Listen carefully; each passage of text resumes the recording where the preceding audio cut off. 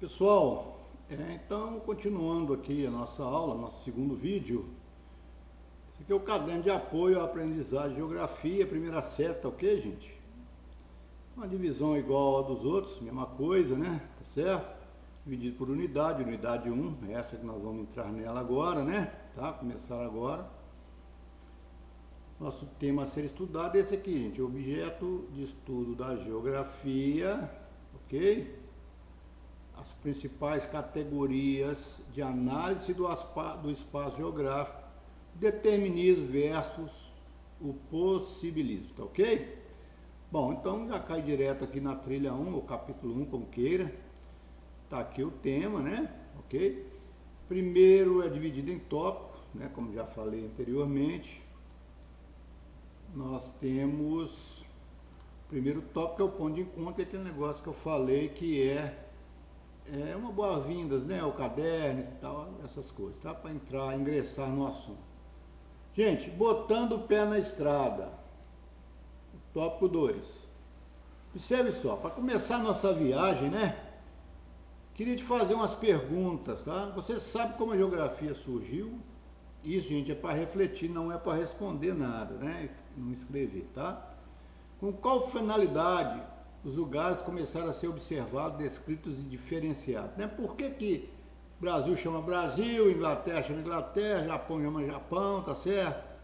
A descrição dos locais, é uma ilha, é um continente enorme, é um arquipélago, tá certo? É um deserto.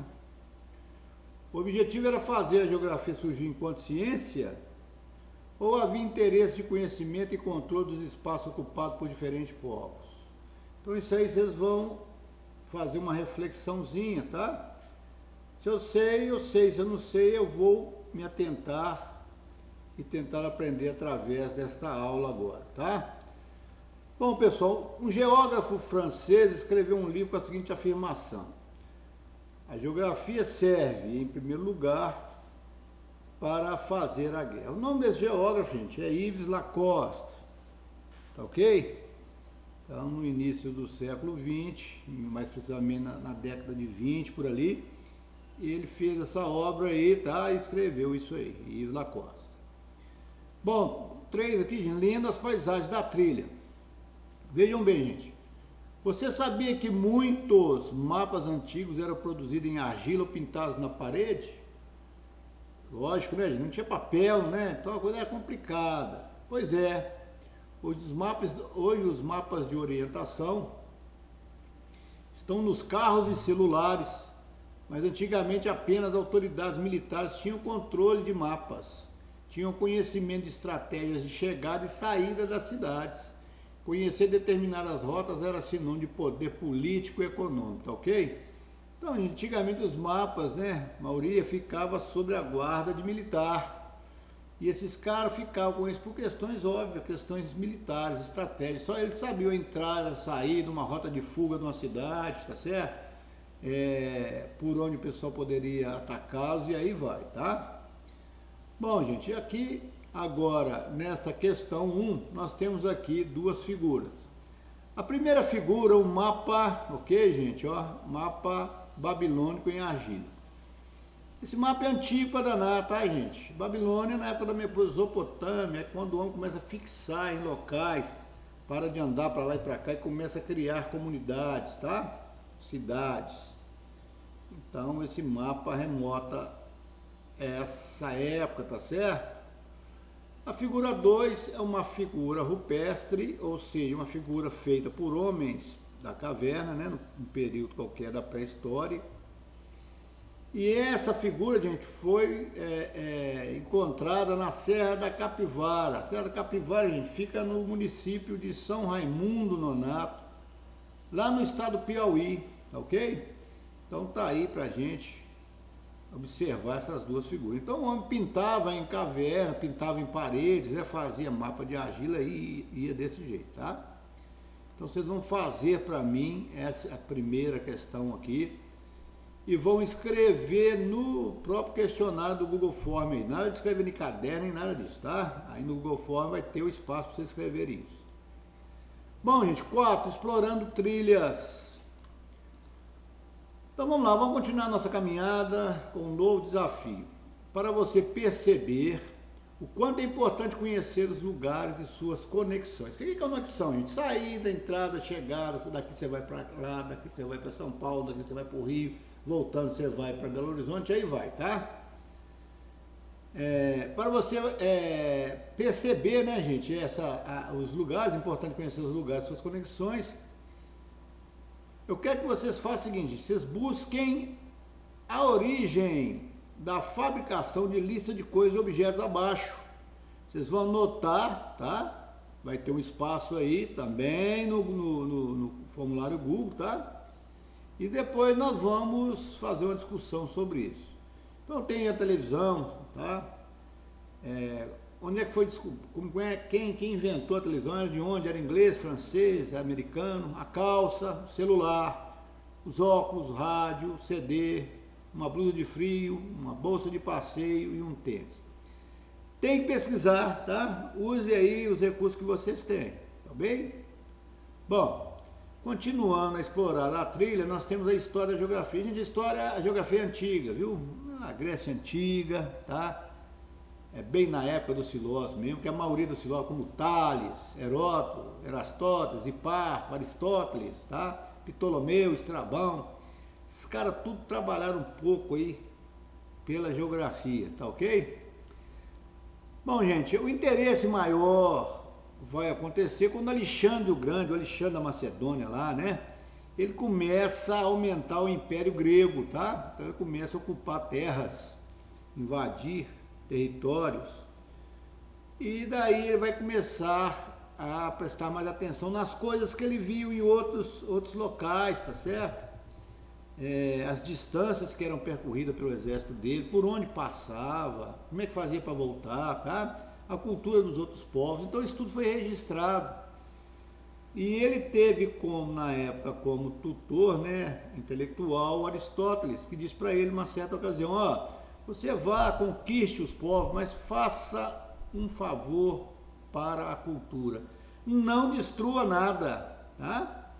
Então Alexandre fez isso, ele ia, conhecia os povos, não destruía a cultura do povo, tá certo? Conhecia e enriquecia a cultura grega através de outras culturas, tá certo? Então aí a Grécia vai crescer intelectualmente muito, porque vai pegar saberes de outra cultura e vai entrar na cultura grega. Bem, gente, depois que acaba esse Império Grego, começa o Império Romano, a geografia vai contribuir com mais uma gama de conhecimento. Vão ser criados, gente, o périplo. Esse périplo são descrições, tá certo, gente? Dos portos, rotas, escalas, que os navegantes da época dispunham para realizar o comércio. Então os caras iam registrando os pontos de referência, a rota tal, passa por ali, vem para. O mais famoso desses périplos, que está até hoje encravado lá em Cartagena, na Itália, é o Pé de Anão, tá? Esse anão era o seguinte, cara, ele era um navegador e ele foi chamado, certa feita, para correr a costa da Europa toda, e foi isso que ele fez, e foi registrando tudo, tá certo? E ficou famoso o Périplo de Anão, tá? Era ele o irmão não se tem muitas, Emeteu não tem muitas coisas dele não, mas Anão ficou a história dele aí gravada, tá? Um outro autor não identificado, ele vai fazer o Périplo do Mar Eriteu. O Mar Eriteu, gente, é o Mar Vermelho hoje, antigamente os gregos chamavam o Mar Vermelho de Eriteu, tá ok? E por aí vai chegar a época das grandes navegações, aí os portugueses vão se aprimorar na técnica, né, de navegação, de localização, de cartografia, tá certo? E essa época vai aparecer um cidadão chamado Marco Polo, tá? Ele vai para o extremo oriente, vai para o Oriente Médio e tal, e lá ele vai ter contato com outras culturas e vai trazer uma série de elementos para a cultura da época ocidental, por exemplo, a pólvora, ele trouxe da China, tá certo? E outras coisas mais, tá? Ele escreveu, né, um trabalho, tá? Uma obra que o pessoal depois, ironicamente, apelidou de Il Milione, porque tem muito exagero, tá? O pessoal acredita que tenha que esteja contido nessa obra dele, no livro, né? Tá certo? Bom, daí para cá, gente, no século XVIII, a geografia foi sendo discretamente reconhecida como disciplina, tá? E teve a atenção de intelectuais como Kant, Montesquieu, Goethe, e eles vão desenvolver a chamada geografia social. Então a geografia agora vai começar a tratar não só de lugares, vai começar a tratar também das populações, dos movimentos das populações, das pessoas, tá certo? Dos costumes, da cultura, tá? E por aí vai. Aqui no Brasil nós temos o IBGE, Instituto Brasileiro de Geografia e Estatística, que trabalha a parte social e também geográfica, né? Lógico, a parte geográfica física, tá? Então ele contribui fazendo censo, contando a população, vendo as necessidades da população, tá certo? Aonde os recursos governamentais estão chegando, alcançando, se os políticos estão trabalhando e colocando as verbas nos devidos lugares, e aí vai, tá? Então isso tudo aí faz parte da geografia, tá certo? Bom, nós vamos ver agora, quem quiser se aprofundar, né? Desculpe, gente, vocês vão ler alguma coisa sobre os primórdios da geografia, pode consultar, não tem problema. Para encerrar a nossa aula, eu vou resolver o desafio da trilha. Vocês vão responder para mim essas 8 perguntas no formulário Google, vai ter um espaço aí, tá, gente? Junto aí aos vídeos, tá? Então, como iniciou, né, a geografia, como é que ela era chamada inicialmente, tá? Como é que a geografia era chamada? Quem foram os primeiros contribuintes da geografia, tá certo? Como a expansão grega contribuiu para a intensificação dos estudos geográficos, né? Como a geografia se tornou importante no auge do Império Romano. Com a queda do Império, quem passou a ter destaque nos conhecimentos geográficos, gente? Com as explorações realizadas pelos portugueses no século XVI, contribuíram para a expansão do comércio geográfico, tá? Os mapas do mundo continuaram da mesma forma após a expansão marítima, gente, encabeçada pelos portugueses. Vocês acham ou melhoraram ou pioraram? Vocês vão diferenciar para mim o determinismo e o possibilismo, duas importantes correntes do pensamento geográfico, tá ok? Então, por agora é só isso, tá? Vocês façam as atividades direitinho, tá? E no mais é isso aí, até a próxima, nós estaremos aqui de novo.